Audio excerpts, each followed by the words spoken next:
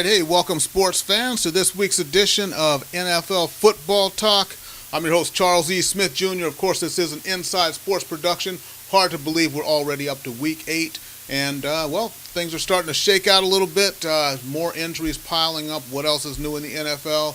A little bit of a meltdown by one of the top wide receivers. Actually, ridiculous day for another one of the receivers. And, it was really kind of all about the wide receivers this weekend, from the performances down to the injuries, down to the grand moments, and everything else. So let's go ahead and get started here. I don't do the show alone, as you know. I only hang out with the best, so none other than Chris Lardieri. You can follow him on Twitter at Chris L Sports. Online, find him chrislsports.blogspot.com. Without any further ado, Mr. Lardieri, what's happening, man? What's happening? Charles, thanks again. I'm glad that you hang with me, not only have me on the show. I'm very grateful for that. I take all the friends I can get. Okay, and I know you're fresh off watching Boston win their first World Series at home since 1918, but this is football here, so what's the latest goings on there in Lardieriville?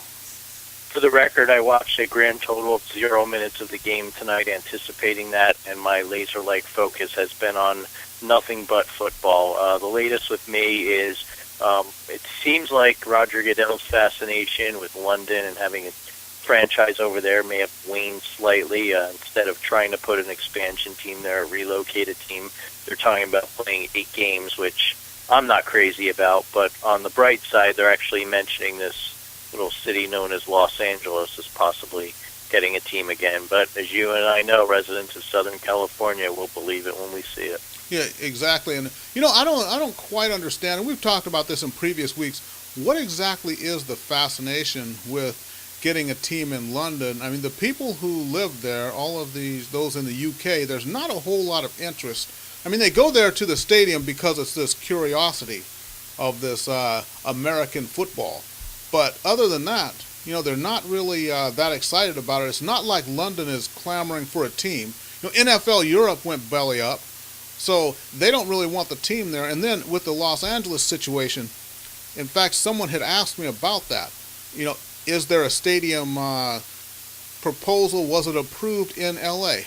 I believe it was approved. Farmers Field was supposedly a done deal and then wasn't. Then the latest city council vote, from what I understand, it has been approved, but it's kind of like if someone starts building a stadium, nobody will stop them. Is that what it is? I don't get it. Yeah, going back to the first point, I don't know. I just think Roger Goodell's on this David Stern kick where he thinks he's going to go global with the NFL brand. It didn't work when they played some games in Mexico. It's not going to work in London, Europe, wherever they want to play games. It's a novelty there, and they're not going to embrace it. You don't see any NBA teams overseas either. As for LA, the city council, I don't take them too seriously. They routinely pass proclamations opposing federal-type laws that they don't agree with, or declarations of war. So, again, if they say there's going to be a stadium, I'm skeptical. I think even with the alternate location that popped up in the City of Industry, it's basically a game of chicken, and what's going to come first, the chicken or the egg? Until a team says they're going to come there and they have a backup plan, rumors are the Rose Bowl will be a temporary house for this said team. No one's going to break ground on a stadium. Who would build a stadium and no one shows up? Yeah, exactly. And as all the cities learned from the San Antonio Spurs experience, if you build it, they will not necessarily come. That's how they wound up with the Alamo Dome, built for a football team which never showed up. Very true. And back in the day, the White Sox were close to moving to Tampa, and that never panned out. All right, so when I see a shovel break ground, then that means there's going to be a stadium in L.A., but nobody wants to commit to coming to L.A. because that'll kill their fan base for those few years before they get here. So you don't want to build a stadium without a team coming here, but no team wants to actually come here because what do you say to your fans that you're leaving? Oh, go ahead and watch us for the next 2.5 or 3 years and then we'll be gone? But go ahead and fill the stadium up until that point? unless you're a team that has little semblance of a fan base, i.e. the Jacksonville Jaguars, or at the rate they're going, the St. Louis Rams. I read something interesting recently where their website gets more hits from people that live in the state of California than they do the state of Missouri. So if I were to wager, I'd say it'd probably be one of those two teams where the fans are pretty much disengaged. Yeah, but Mr. Khan says he is not moving the Jaguars. He is committed to Jacksonville, and I somewhat believe him. Yeah, I've heard that before. We can go back to probably whoever owned the Minneapolis Lakers said something similarly, right? Or the O'Malleys when they were in Brooklyn. Yeah, that's true. All right, so let's go ahead and get into this week's stuff. Like I said, it's all about the wide receivers.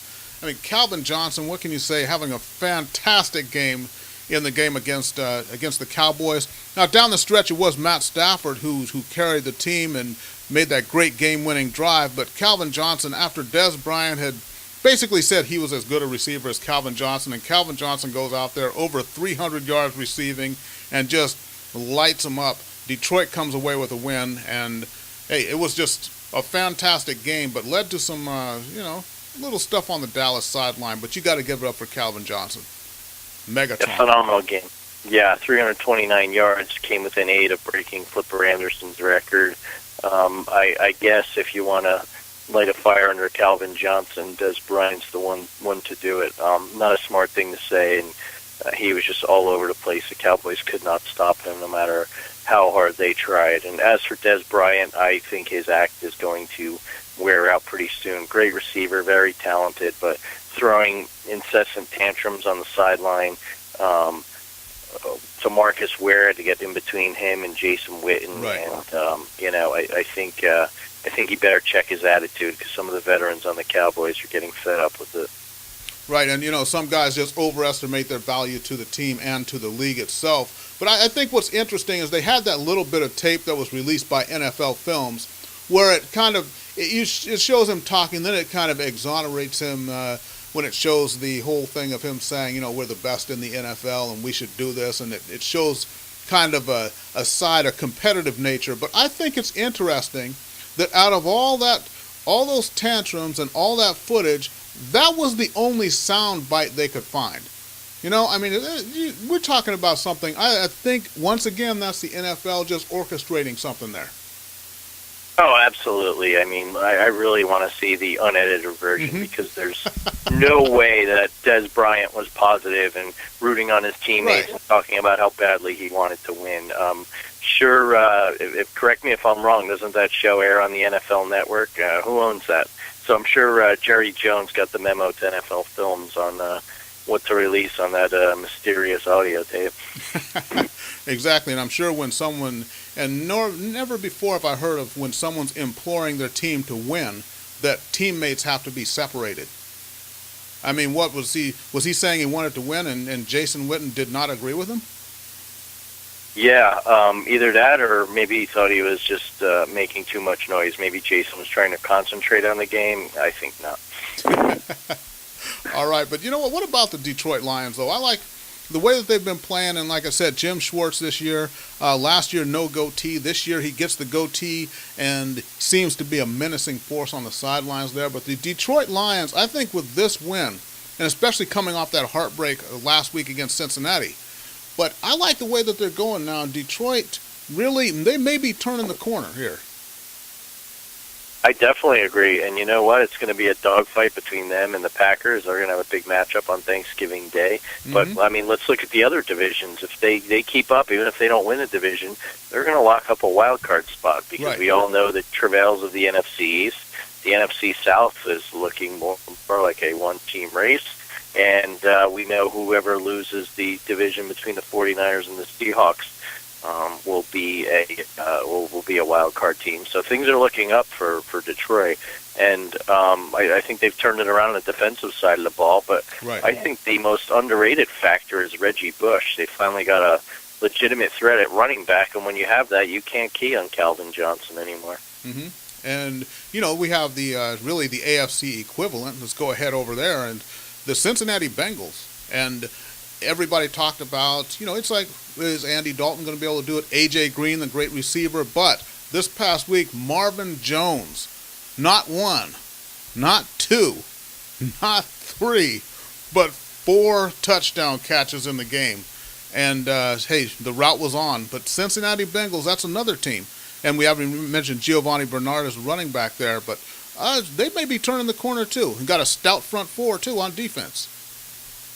Definitely, and ever since I questioned Andy Dalton's merits as an NFL playoff leading quarterback, he's turned it around. So you can thank me later, Andy. But similarly, with Giovanni Bernard as a running back, they've got a ground threat, and now that he's finding other options like Jones to throw to, freeing up A.J. Green. And, getting back to that game, the Jets got so torched. Antonio Cromartie's wife was even disgusted with their performance. I mean, they just got completely lit up. Which one of his wives and how many of his kids? And what about his baby mamas? You know what? I did not verify that. I believe it's the current one. That's about all I can tell you. And I don't think she was too happy with her husband's performance because he looked like the infamous Elvis Toast Patterson on Sunday evening. Well, honestly, to me, and this is not just something to throw away, but I've always felt that Cromartie was a tad bit overrated. That's just kind of the way I is. They throw around the whole shutdown corner thing, and they didn't realize back in the day those guys earned it. The Deion Sanders, the Darrell Greens, guys like that. But now it's half a good season, and all of a sudden you're the designated shutdown corner. Remember Nnamdi Asomugha? He was supposed to be something. Sought after free agent, and what did he turn out to be? Not a whole lot. Yeah, somewhere Lester Hayes is laughing. I'll leave it at that. All right, and we talked about wide receivers, and again, the Seattle Seahawks. There's Sidney Rice. Here they are, all set, excited about the return of Percy Harvin, and then Sidney Rice goes down with a torn ACL. I mean, you had Sidney and also Marshawn Lynch. Marshawn Lynch is still healthy, but not a great game by the Seahawks this past weekend. But you figured the things were going to be looking up, and yet another season-ending injury. Yeah, it's really astounding. And like we had said a few weeks in when everyone had anointed the Seahawks as the team to beat and how they were just going to coast through December and get home field throughout the playoffs, as we said, the healthiest team will win. And that's a huge loss for them. And to be honest with you, they're lucky they won. If Kellen Clemens wasn't so inaccurate and frankly terrible on Monday night, they likely lose that game because they have about 136 yards of total offense. Yeah. So the Rams' defense came to play. Well, and I think there was some really questionable play calling there. That last final Rams drive when they just had a few plays there inside the 5-yard line, and it was pretty bad. I mean, just the play calling. Forget what Kellen Clemens did, but those runs were just half-hearted. And the Rams didn't really look like they really wanted or knew how to win that game. I think I'd say it that way. Yeah, it really was a head-scratcher. I agree with you on that, especially when you got a team, Seahawks, and a major upset like that, get your team some momentum. Just another head-scratcher. Yep, and over in Houston, it looks like the Matt Schaub era is done. Case Keenum starts against the Kansas City Chiefs. They only lose the game 17-16, but he doesn't get to walk off the field a winner. He has to walk off a loser. However, the starting job is his. He's going to start this week, and they said, Houston Texans release it, and they say he is going to be starting over a healthy Matt Schaub. So that means, Matt Schaub, go ahead and put that for sale sign on your house there and get your stuff in boxes. Yeah, not a complete surprise at all. I think it's worth a shot to see if he is indeed the quarterback of the future. And on the flip side, it's probably good for Matt Schaub with all the just relentless abuse he's been taking from the Houston fans. Probably better for him. They know they're going to part ways at the end of the year, and he can maybe sneak out of town with some dignity. Yeah, there you go. And, the other game, and one of the games that we picked, and we both picked the Steelers, but the Raiders, and you got to give it up for Terrell Pryor. What was that, 93 yards from scrimmage, the first play of the game? Very Bo Jackson-esque, except he's a quarterback, and I didn't didn't think the Steelers' defense should be tired on the first play of the game, but he sure caught him sleeping, and he turned on the afterburners. I mean, Ryan Clark didn't even have a shot at him. He outran the entire defense. That was very impressive, and I think the Raiders have added Mr. Swisham to their Christmas card list this year, don't you? Yeah, and who would have thought that his long run would have tired out Sean Sweesham's leg, too? That was the most intriguing part. Here we go again. We're getting late, heading into the second half of the year, and the importance of kicking is going to come into play, especially as the weather gets colder. All right, so let's see here. Just about ready to get into the the pick segment here, but you know what? We didn't give you your props here at the beginning of the show. What's the latest writings? What's the latest goings on you got there, man? I continue to throw out my random thoughts on Twitter. I threw something out there today that I mentioned last week to see if anyone would bite on it. The injuries continue to mount in the NFL, and given the big story in the U.S. news lately with Obamacare and the websites crashing, I'm still trying to tie the two together. I'm working on it. I don't know if PBS is going to do a frontline documentary like they did on concussions, but I'm going to pitch the idea, and don't you dare try and steal it. There's got to be some cause and effect there. It's just too much coincidental now that this year of Obamacare has become the year of the injury in the NFL. So we're gonna figure this out, and I continue to beat the drum that the NFL should be in Los Angeles, as we mentioned earlier, and not London. On a mission to figure out what Roger Goodell thinks and why, but kind of like the meaning of life, I may never get that answer. Yeah, it's true. Monty Python tried to find that too, and I don't know how close he really got, though. He did try really hard. All Nice right. reference. I'm sure I'll go over the head of our younger viewers and listeners. Hey, and one last thing. Of course, the trade deadline came and went. The only trade that happened was Isaac Sopoaga going to the New England Patriots to kind of shore up that defensive line, make up for that hole left by Vince Wilfork. But I look at these trade deadline shows, and they're just painful. I mean, painful, just tedious, and really they become awkward. They do. When you have so much time, you got a countdown clock going, you got 4 people sitting there, all these experts talking about this might happen, that might happen, then they go into stories of what happened 20 years ago and what happened last year with their kids trick-or-treating and stuff like that, just waiting and hoping for something to happen. And all we got was in 2011, it was Carson Palmer. Last year was Aqib Talib going to the Patriots, and this year it was Isaac Sopoaga. Now, I'm not saying those aren't quality players, but hardly worth a 2 or 3 hour special for that one deal. I think you're referring to that little sports network in Bristol, Connecticut, and they will do anything to fill time because they know the NFL moves the needle and gets ratings. Last year was Tim Tebow. This year you've got your trade deadline clock. But let's face it, I think NFL general managers like picking up the phone and calling the Jay Glazers and Chris Mortensons of the world and leaking this stuff to see if there's a market, and if not, at the very least, to kind of toy with them to see what gets out there and make them run circles over nothing. Ultimately, there were rumors Nix was going to get traded from the Giants, Jared Allen from the Vikings. Bottom line is these guys are making too much money, and to bring a guy in halfway through the season and teach him a new playbook, it's rarely going to work. Even look with Trent Richardson. That trade went down much earlier in the season, but he's still having a learning curve. He's not producing like the Colts thought he would immediately. It's not like baseball. You take a pitcher and he can pitch anywhere.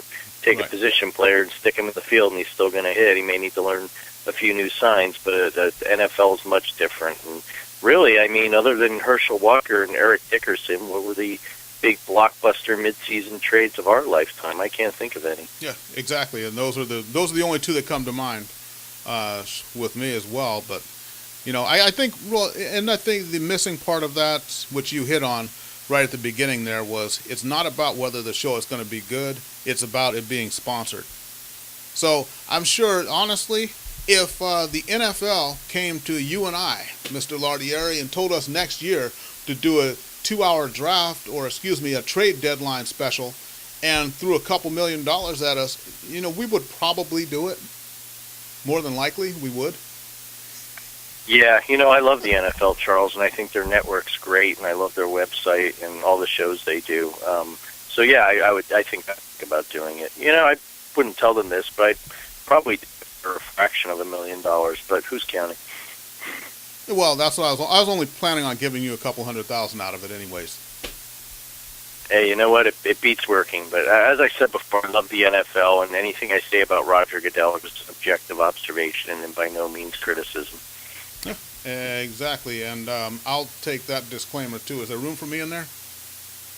Or is that Absolutely, just your absolutely. Everyone's gotten off the Philadelphia Eagles bandwagon, so there's some room in here for people. thing? Yeah, and people are jumping off the Jets bandwagon too. And Yes. Geno Smith, yeah, that was a mighty butt whooping they took. So let's go ahead and get to the plays the picks of the week here. Last week finally had a decent week. I went 3-3. Chris, you got back to your normal self there and went 5-1. There we see the season totals. I'm sitting at 18-30, which is about 12 games below 500, and my credibility is plummeting. But of course, we have you on the show to balance that out. 26-22.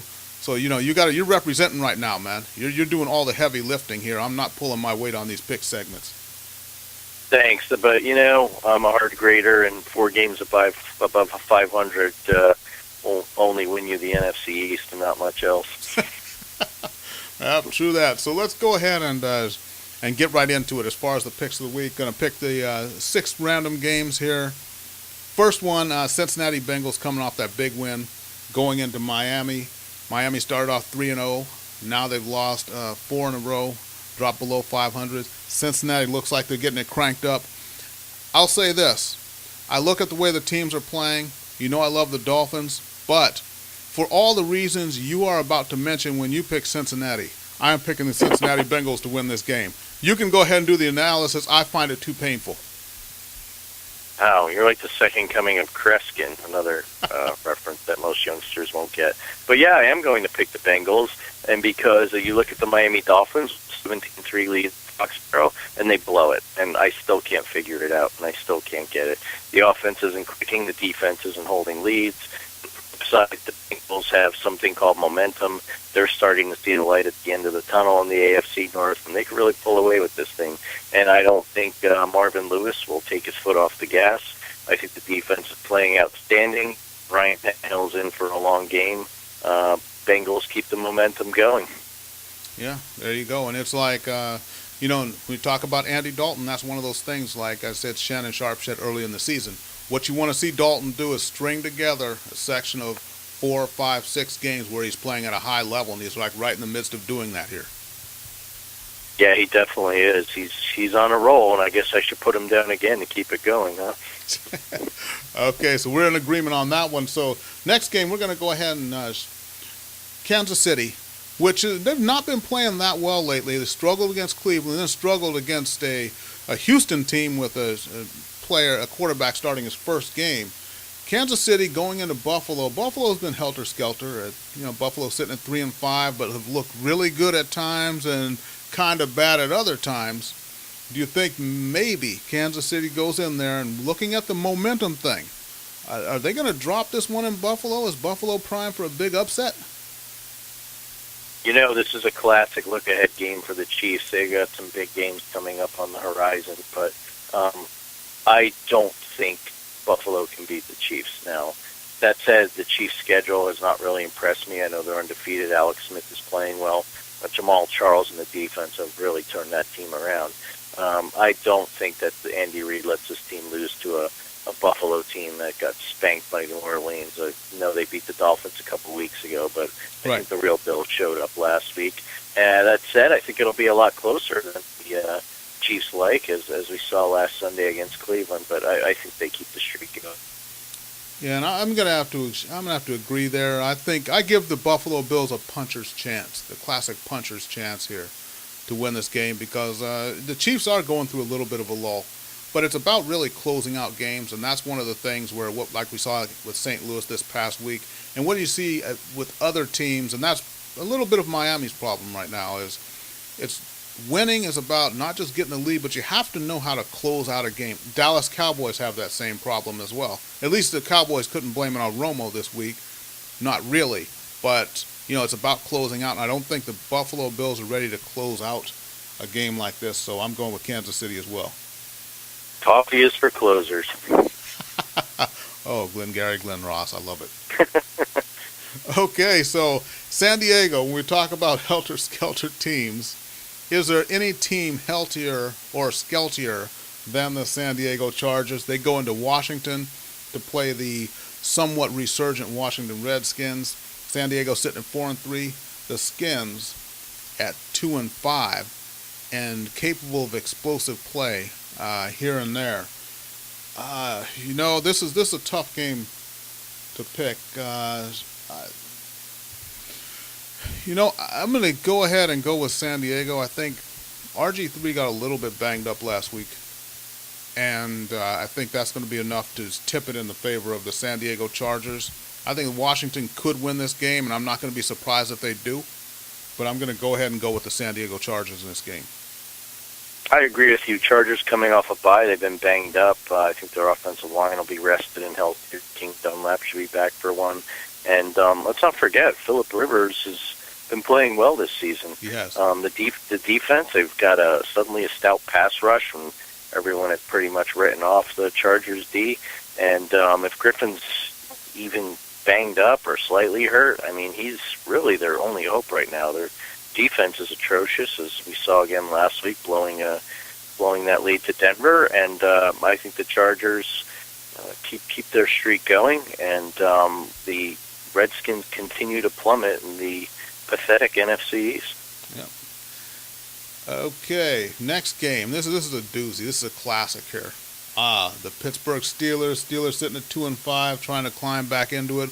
They would have won last week if Sweezum could hit a chip shot field goal, but he couldn't twice. At New England. New England just keeps on winning. What can you say? New England sitting at 6-2. Throw anything you want at New England. They just keep on winning games. How do you see this one? Pittsburgh really with their playoff life on the line here in New England. Yeah, I think this is going to get a little personal for me. After the Steelers thwarted my hopes at a perfect week last week of picks, I'm going to have to get off this bandwagon.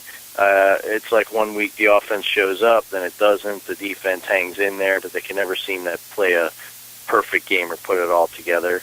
As poorly as the Patriots are playing, I like that they came back against the Dolphins. I don't think they should have been in that position, but still tough to beat at home. They still have Tom Brady, and they still have Bill Belichick, so I'm going with New England.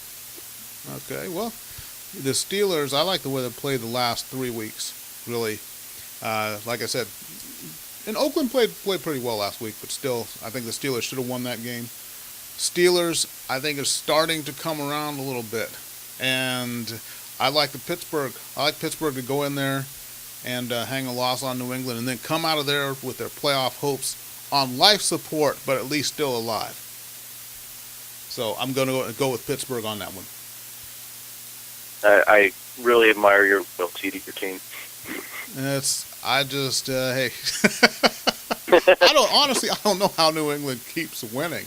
I'm amazed. I mean, I'm really not amazed. I'm not saying they're getting lucky. It's just the way that the caliber of football that New England's able to play week in and week out, no matter what the odds are, it's really amazing. I'm truly impressed with New England, maybe this year more so than their championship years, because their championship years they have this incredible team in which you expected to do things. But here they are, stripped down, and guys injured and everything else, and they still find ways to win. So hats off to Belichick and Brady. But I think the Steelers are going to get it done this week.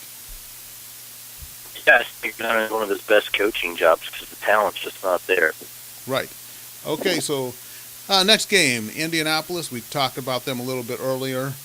Clinton Richardson has not really gotten going since he's been there, but Indianapolis going into Houston. Houston at home.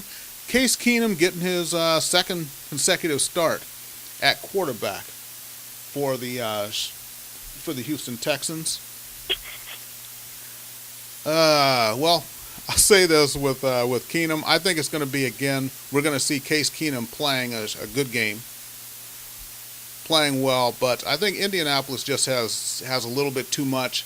Andrew Luck is coming into his own, and I think Indy is really starting to believe in themselves as a team. So I'm going to go with Indianapolis here to take down the Houston Texans in Texas. I agree. Much like the Peyton Manning era Colts, I think this is a no-brainer pick, and they go into Houston and win for all the reasons you mentioned above, plus the fact that Keenum's a nice story, but I really don't trust him against that Indy defense. Exactly. And the last game we're going to pick now, you're going to have to really draw upon your vast football knowledge to analyze this one. Philadelphia sitting at 3-5, going against the 3-4 Oakland Raiders. The game is in Oakland. Now, Philadelphia, as you know, Michael Vick is not ready to start. He's not going to start. Nick Foles is going to start this week.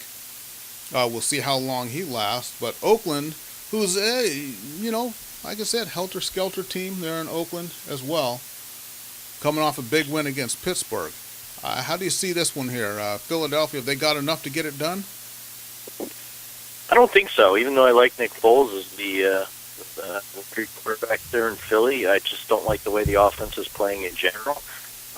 Their defense, while they only held the Giants to 5 field goals, if the Giants weren't so incompetent on offense last week, it could have easily been a blowout. Just red zone patheticness, to say the least. I like the way the Raiders have been playing lately.